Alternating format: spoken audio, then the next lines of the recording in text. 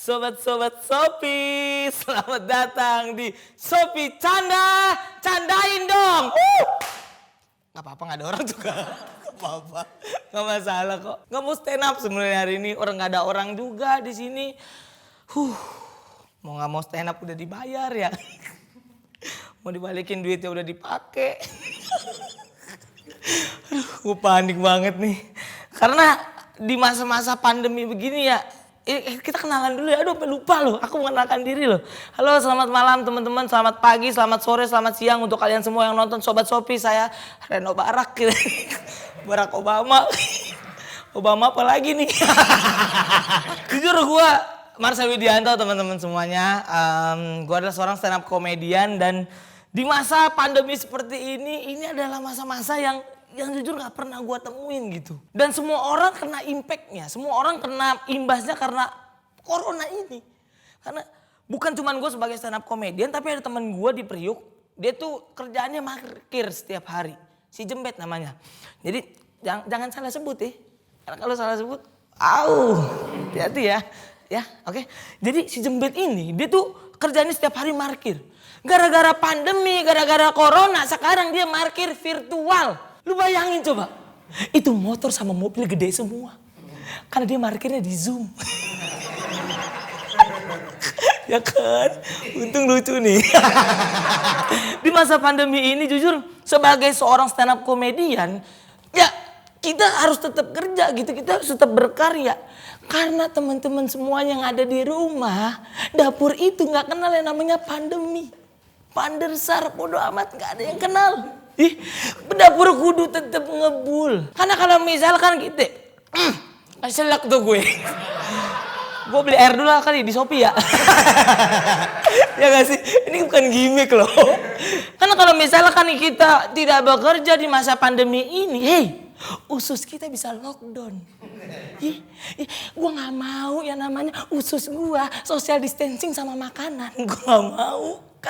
Karena gue udah capek banget gitu, gue udah capek banget hidup susah. Ya bisa dibilang gue adalah seorang yang keluar dari garis kemiskinan gitu. Kalau diinget-inget dulu gitu, mama gue pernah cerita kalau dulu dia tuh saking miskinnya. Mama sama bapak gue tuh kalau dulu waktu menikah, mama gue katanya dia gak bisa masak. Karena emang gak ada yang bisa dimasak. Bayangin mama gue akhirnya lanjut cerita, dia bilang, Sel, dulu mama tuh pernah sama bapak ya, makan nasi putih, lauknya air putih. Jatuhnya kan bukan makan, itu puasa mutih, ya kan? Kenyang kagak sakti dia. Jadi bisa dibilang mama bapak gue tuh mereka ngilmu tuh tapi gak sengaja gitu.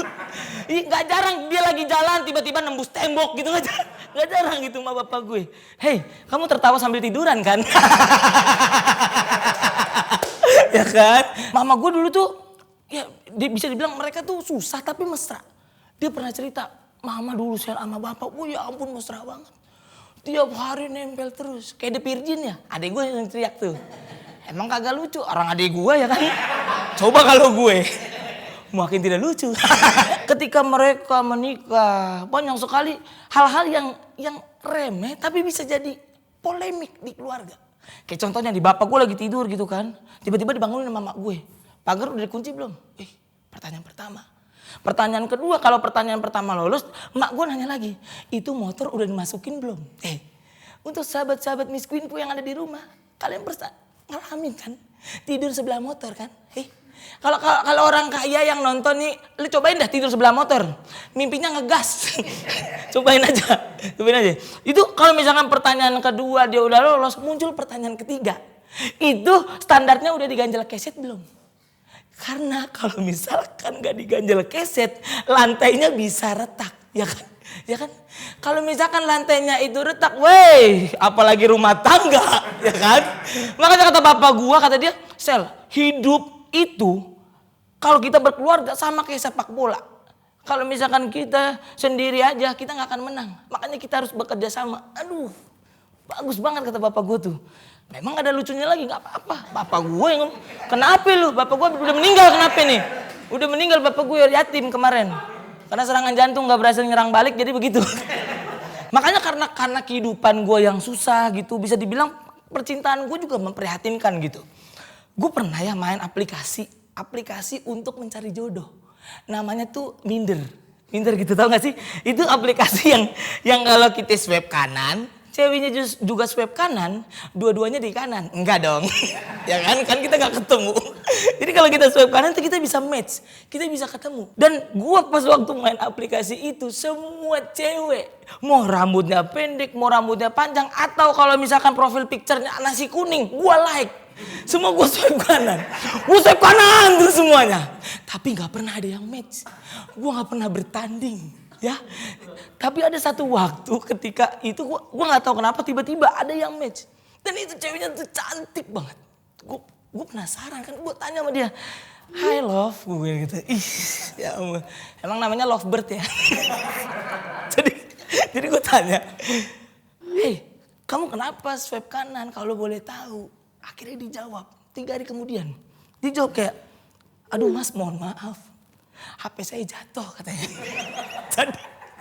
Jadi bisa dibilang dia gak sengaja. HP-nya jatuh ke kiri, tangannya nyenggol terus swipe kanan gitu. Gue kan sedih banget gitu. Makanya gue kalau misalkan ngelihat orang-orang, teman-teman gue yang pacaran gue iri. Apalagi kalau misalkan ceweknya cantik, cowoknya serumpun sama gue. Satu genre. Kalau misalkan cowoknya seperti gue, ceweknya cantik, di otak gue nggak bisa dipaksa untuk positif. Pasti terbesit kayak, dukunya dari mana nih? Hah? Pakai pelet apa lo? Ya kan pasti begitu.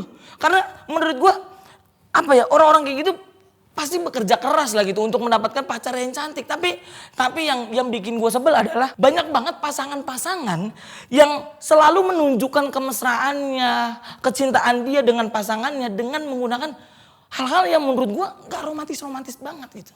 Kayak contohnya teman gue tuh dia tuh selalu pakai baju yang couple sama pacarnya dengan alasan romantis. Kalau perkara baju couple dibilang romantis, pemain Juventus setiap main seragamnya sama. Apakah mereka romantis? Tidak. Gue gak pernah ngeliat Ronaldo cubit-cubitan pipi sama Bonucci, gak pernah. Gue gak pernah lihat. Dan sejujurnya karena stand up gitu ya, bisa dibilang kehidupan gue berubah gitu. Bukan cuman secara finansial, tapi secara hal-hal yang menurut gue gak pernah gue alamin dulu. Sekarang bisa dibilang rumah gue penuh dengan yang namanya endorse.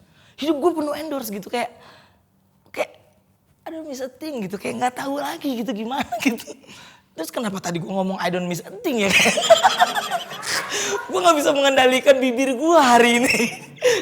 Tapi bener kejadiannya emang karena stand up akhirnya di rumah gue banyak banget endorse.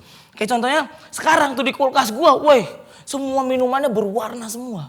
Ada kopi 1 liter, ada susu kurma 1 liter, kopi susu 1 liter. Emang dagang gue waktu itu emang banyak gitu minumannya. Dan kalau dibandingin sama kehidupan gue dulu, kehidupan gue sedih.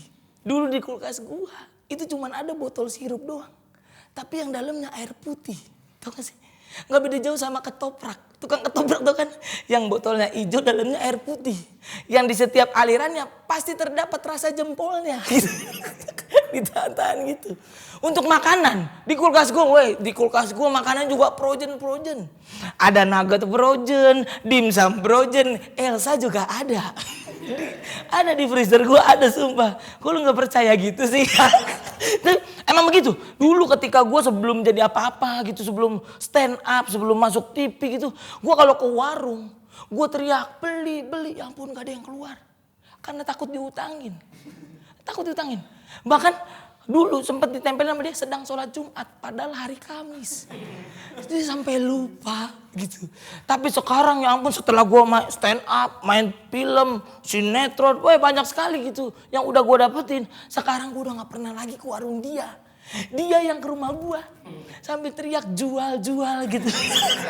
Terima kasih teman-teman semuanya, saya Mas Widianto. Terima kasih sudah menonton Shopee Canda. Yeay.